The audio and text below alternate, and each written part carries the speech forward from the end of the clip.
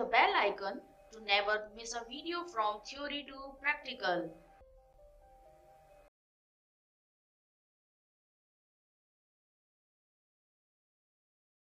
Hello and welcome to everyone. स्वागत है आप सभी का आज के सेशन में।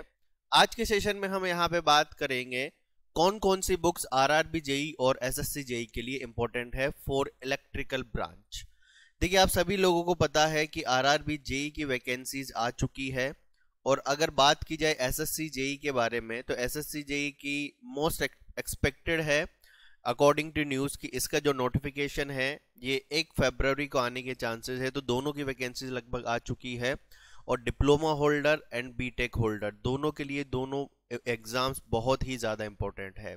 तो आज के सेशन में हम यहाँ पर ये चर्चा करेंगे कि आपको किस तरह से प्रिपरेशन करनी है, कौन कौन सी बुक्स आपको डिफरेंट सब्जेक्ट्स के लिए आपको रेफर करनी है, किस तरह से आपको प्रैक्टिस सेट सॉल्व करने हैं, इन सारी बातों के बारे में आज हम यहाँ पे डिस्कस करेंगे। देखिए, एक बात मैं यहाँ पे आपको बताऊं कि किसी भी एग्जाम की अगर आप प्रिपरेशन करना स्टार्ट करते हैं तो उसके लिए सबसे पहली और सबसे इंपॉर्टेंट बात है उस एग्जाम का आपको सिलेबस जरूर पता होना चाहिए।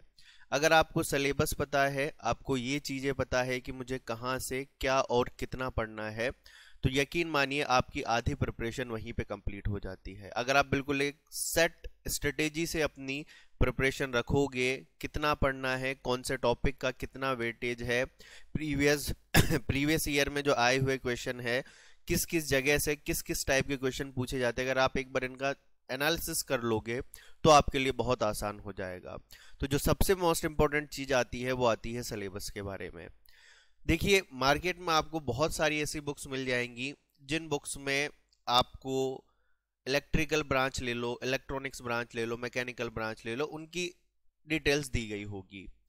लेकिन कोई भी बुक परचेज करने से पहले एक बार उसका कंटेंट जरूर देख लेना, उसके अंदर क्या जो टॉपिक्स दे रखे हैं, जो उसके अंदर चीजें दे रखी वो हमारे एग्जाम सिलेबस के अकॉर्डिंग है या नहीं, ये चीज आपको सबसे पहले कंफर्म कर लेनी है। क्योंकि देखो, एसएससी जेई की वैकेंसी लगभग हर साल आती रहती है, आरआरबी जेई लगभग 3 या 4 साल बाद आई है। तो आरआरबी जेई मतलब थोड़ा गैप दे दे के आती है, जबकि एसएससी जेई लगातार हर साल आती रहती है।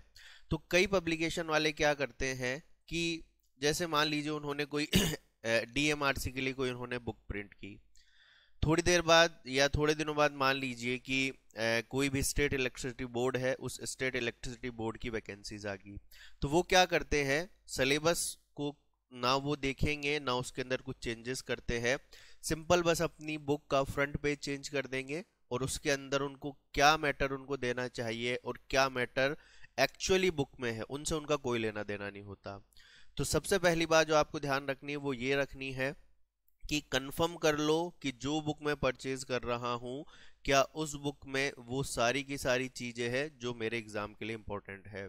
और देखो, इलेक्ट्रिकल वालों के लिए एक बात बहुत अच्छी है, वो ये है कि इलेक्ट्रिकल में एसएससी जेई का सिलेबस और आरआरबी जेई का सिलेबस बिल्कुल एग्जैक्ट 100% कॉपी है। तो अगर आप दोनों एग्जाम देना चाहते हो तो आपको सेम सिलेबस पढ़ना पड़ेगा। टेक्निकल की अगर मैं बात करूं तो कुछ भी आपको एक्स्ट्रा यहाँ पर पढ़ने की जरूरत नहीं है। और देखो, अपने कॉन्सेप्ट जरूर थोड़े से आप बिल्डअप कर लीजिए कि किस किस तरह के क्वेश्चन आते हैं, उनसे क्या क्या कॉन्सेप्ट आपको पूछा जाता है, तो वो कॉन्सेप्ट आपको जरूर बिल्डअप करने हैं। तो देखो, कॉन्सेप्ट बिल्डअप करने के लिए मैं कुछ यहाँ पर डिफरेंट सब्जेक्ट्स की जो स्टैंडर्ड बुक्स है उन स्टैंडर्ड बुक्स के बारे में आपको बताऊंगा। देखो, एक मेरा आपको सजेशन है कि वैसे तो बहुत सारी स्टैंडर्ड बुक्स होती है, अगर आप इलेक्ट्रिकल मशीन पे जाओ तो आपको फॉरेन ऑथर्स की बुक मिल जाएगी, इंडियन ऑथर्स की भी काफ़ी सारी बुक्स मिल जाएगी। लेकिन आप अगर जेई का एग्जाम दे रहे हो तो ये जरूर कंफर्म कर लो, इस बात का थोड़ा सा ध्यान रख लेना कि इंडियन ऑथर्स को ही थोड़ा प्रेफर करना। क्योंकि इंडियन ऑथर्स की जो लैंग्वेज होती है वो बहुत इजी उनकी लैंग्वेज होती है, आसानी से उसके अंदर समझाया जाता है, तो वो हम इजीली समझ जाते हैं। बाकी अगर आपको फर्दर और अच्छी किसी गेट एग्जाम या फिर ईएस आपको देना है तो आप फॉरेन ऑथर रेफर कर सकते हो। बट अगर मैं जेई के लिए बात करूँ तो जेई में आप इंडियन ऑथर्स की बुक पे ध्यान दो। और देखो, प्रीवियस ईयर की जो एग्जाम है जितनी भी एग्जाम्स हुई है, देखो डिप्लोमा लेवल और जेई लेवल जितनी भी प्रीवियस ईयर की एग्जाम्स हुई है, एक बार उन प्रीवियस ईयर के एग्जाम पेपर पर गो थ्रू हो लीजिए। उससे आपको ये पता चल जाएगा कि किस लेवल का क्वेश्चन पूछा जाता है। देखो एक लेवल होता है, आपको पता है आईटीआई का लेवल होगा, फिर एक डिप्लोमा लेवल होता है और बीटेक लेवल। तो आईटीआई लेवल पर अभी असिस्टेंट लोको पायलट की एग्जाम हो चुकी है, डिप्लोमा और बीटेक लेवल की एग्जाम होती है जेई। एक्चुअली में ये जेई एग्जाम वैसे तो डिप्लोमा लेवल की होती है, लेकिन बीटेक वाले भी इसके अंदर अलाउ होते हैं। बट आज के टाइम कंपटीशन वैसे ही बहुत है। और देखो आरआरबी जेई में इस बार क्या चेंजेस किए गए हैं, लास्ट टाइम तक क्या था कि एक कॉमन पेपर होता था, लेकिन इस बार आपको पर्टिकुलर ब्रांच का पेपर देना पड़ेगा। तो इस वक्त आपका जो एग्जामिनर है, उस एग्जामिनर के पास पूरी आजादी है कि वो आपसे कहीं भी कैसे भी और किसी भी लेवल के क्वेश्चन पूछ सकता है। तो मेरा एक आपको सजेशन रहेगा कि आप डिप्लोमा लेवल की प्रिपरेशन से थोड़ा ऊपर की प्रिपरेशन कीजिए, यानी थोड़ा बीटेक लेवल की आप अपनी प्रिपरेशन कीजिए, ताकि अगर हायर लेवल भी आपसे पूछा गया तो आप उसको इजीली कर सके। तो इसके लिए आप क्या कीजिए, एक काम आप यहाँ पर करना कि जितने भी प्रीवियस ईयर्स के अंदर डीएमआरसी का जो पेपर हुआ है, डीएमआरसी का भी रेगुलर बेसिस पे पेपर होता रहता है, या फिर जो बीएसएनएल के पेपर हुए हैं, या जो स्टेट इलेक्ट्रिसिटी बोर्ड्स के जो जेई के पेपर है, एक बार आप उनसे गो थ्रू हो लीजिए, ताकि आपको पेपर के लेवल के बारे में पता चल जाए और आप उसी हिसाब से अपनी प्रिपरेशन कर सको। ठीक है, तो अब थोड़ा सा मैं एक बार आपको सिलेबस यहाँ पर दिखाता हूँ कि इलेक्ट्रिकल ब्रांच का क्या सिलेबस है और कौन कौन सी ऐसी बुक्स है जो हमें इलेक्ट्रिकल ब्रांच के डिफरेंट डिफरेंट सब्जेक्ट के लिए रेफर करनी है। तो चलिए एक बार हम सिलेबस यहाँ पर देखते हैं। ये आपके सामने इलेक्ट्रिकल ब्रांच का सिलेबस है। यहाँ पर देखिए, आप देख सकते हैं सब्जेक्ट्स के अंदर पहला है आपके पास basic concept, concept of resistance, inductance, capacitance, various factor affecting them, concept of current, voltage, power, energy and their units.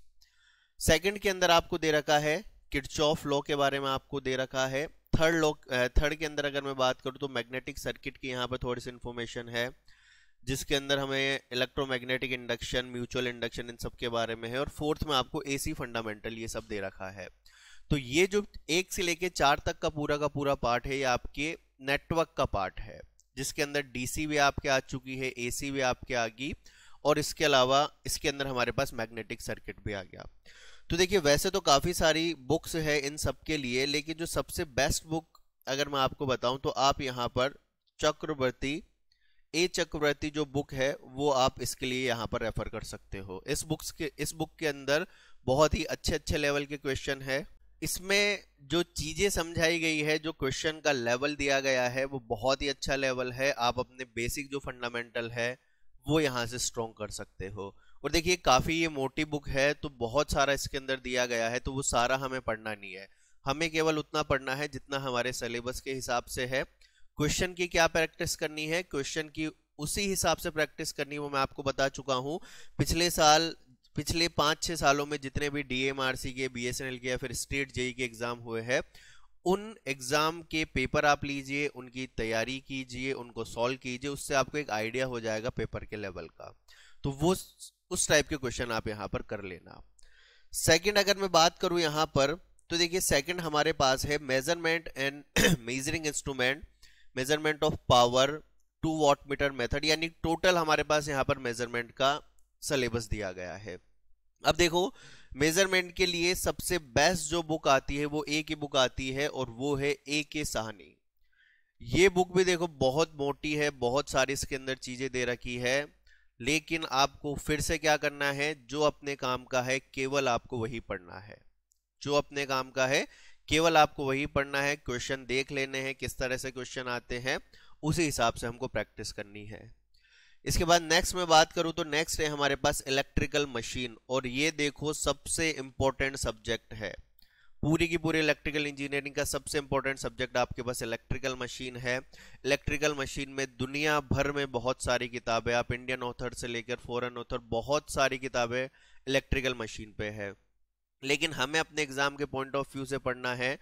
तो देखो अगर मैं बात करूं तो सबसे बेस्ट बुक जो है आपके लिए वो है आपके पास अशफाक हुसैन। इस बुक के अंदर बहुत ही आसान लैंग्वेज में, बहुत ही सिंपल शब्दों में आपको पूरी की पूरी इलेक्ट्रिकल मशीन समझाई गई। चाहे आप ट्रांसफार्मर ले लीजिए, डीसी मोटर ले लो, एसी मोटर ले लो, या फिर इंडक्शन मोटर, कुछ भी आप ले लो, बहुत ही इजी लैंग्वेज में इसमें समझाया गया है। देखो बेस्ट बुक की अगर मैं बात करूं तो बिमरा सबसे बेस्ट बुक है इलेक्ट्रिकल मशीन की, लेकिन उसके अंदर बहुत ज्यादा डेप्थ में दिया गया है, तो जेई के एग्जाम के हिसाब से तो वो थोड़ा कुछ ज्यादा डेप्थ में हो जाएगा। तो आप अशफाक हुसैन प्रेफर कर सकते हो, या फिर आप बीएल थरेजा यहाँ पर प्रेफर कर सकते हो। अगर आप अपने कॉन्सेप्ट को स्ट्रॉन्ग करना चाहते हो, अपने बेसिक आपको स्ट्रॉन्ग करने हैं, तो आप यहाँ पर बीएल थरेजा प्रेफर कर सकते हो। तो ये बात हुई यहाँ पर इलेक्ट्रिकल मशीन की। नेक्स्ट देखिए हमारे पास आता है, अगली मैं बात करूँ तो इसके बाद हमारे पास आता है generation, transmission, distribution, switch gear, protection, estimation, costing, utilisation of electrical energy, illumination, electrical heating. इसके अलावा आता है हमारे पास बेसिक इलेक्ट्रॉनिक्स। तो 8, 9, 10 ये जो हमारा पार्ट है, 8 और 9 पार्ट की अगर मैं बात करूं, जिसमें से पर्टिकुलर अगर 8 की हम बात करें तो ये आपके पास पावर सिस्टम के अंदर आ जाता है। और पावर सिस्टम की एक बहुत अच्छी किताब आती है, वो है नागराज कोठारी। नागराज कोठारी एक बहुत ही अच्छी बुक है भाई पावर सिस्टम की। इसके अंदर आपको बहुत डिफरेंट डिफरेंट चीजें देखने को मिलेगी, बहुत अच्छा यहाँ पर इसमें समझाया गया है। तो आप नागराज कोठारी यहाँ पर रेफर कर सकते हो, या फिर आप सीएल वाधवा भी रेफर कर सकते हो अगर आपको थोड़ी और डिटेल में जानना है। तो दोनों ये बहुत अच्छी बुक है, नागराज कोठारी और सीएल वाधवा। इसके अलावा देखिए कुछ छोटे छोटे यहाँ पर टॉपिक्स है, जैसे इल्यूमिनेशन है, इंडियन इलेक्ट्रिसिटी रूल्स है, इलेक्ट्रोप्लेटिंग है, इलेक्ट्रिक वेल्डिंग है। तो इंडियन इलेक्ट्रिसिटी रूल्स तो देखिए आप नेट पर कहीं भी सर्च कर लीजिए, आपको इंडियन इलेक्ट्रिसिटी रूल्स मिल जाएंगे। इल्यूमिनेशन कुछ ज़्यादा इंपॉर्टेंट टॉपिक नहीं है, छोटी छोटी चीज़ें इल्यूमिनेशन से पूछी जाती है, जैसे यूनिट्स पूछ ली जाएगी, या कई बार इल्यूमिनेशन के जो 2 लो है, इन्वर्स स्क्वायर लो या लैम्बर्ट कोसाइन लो, उनके बारे में आपसे पूछ लिया जाता है। तो वो आप किसी अच्छी कोचिंग के नोट्स रेफर कर लीजिए, या फिर देखिए आप थ्योरी प्रैक्टिकल के डेमो वीडियोस देख सकते हैं, वहां पर आपको ये सारा मैटर मिल जाएगा।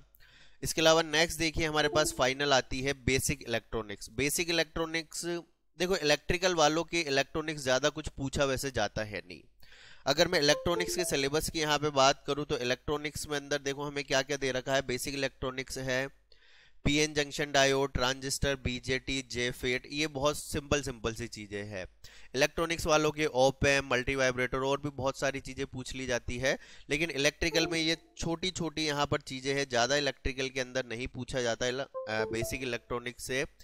या फिर इलेक्ट्रॉनिक्स वालों के जितना पूछा जाता है उतना इलेक्ट्रिकल के अंदर नहीं पूछा जाता। तो आप प्रिंसिपल ऑफ इलेक्ट्रॉनिक्स वी के मेहता की एक बुक आती है, एक अच्छी बुक है, आप इसको यहाँ पर रेफर कर सकते हो। तो ये सारी की सारी आपके स्टैंडर्ड बुक्स है, जिन बुक्स को आप अपने कॉन्सेप्ट बिल्डअप करने के लिए, चीज़ों को समझने के लिए रेफर कर सकते हो।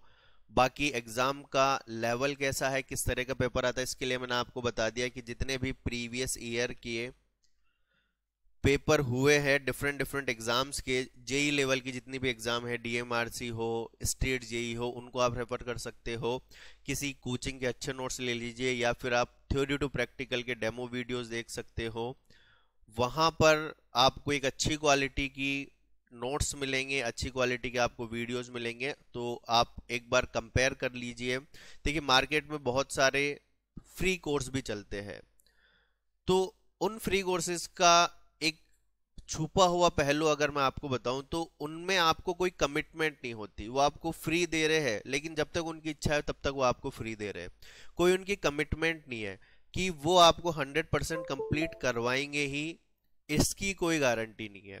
और देखो आरआरबी जेई जैसी एग्जाम है, 3-4 साल में एक बार आती है, तो इन फ्री चीजों के चक्कर में अपना इंपॉर्टेंट टाइम आप प्लीज वेस्ट मत कीजिए। एक बार थ्योरी टू प्रैक्टिकल के आप वीडियोस देखिए, बाकी आपकी इच्छा है, आप कंपेयर कीजिए, जहां से आपको बेटर लगे आप वहां से अपनी प्रिपरेशन करिए। लेकिन सबसे इंपॉर्टेंट बात है, अपनी प्रिपरेशन आपको जारी रखनी है किसी भी पॉइंट पर, किसी भी मोड़ पर, जब तक लास्ट स्टेज ना हो जाए एग्जाम की। बिल्कुल कांस्टेंट तरीके से अपनी प्रिपरेशन आपको चालू रखनी है।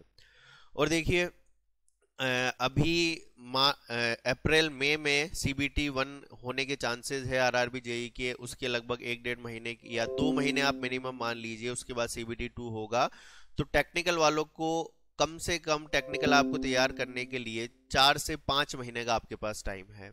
तो इन बुक्स को रेफर करके प्रीवियस ईयर के क्वेश्चन सॉल्व करके आप अपनी प्रिपरेशन बहुत अच्छे से कर सकते हो।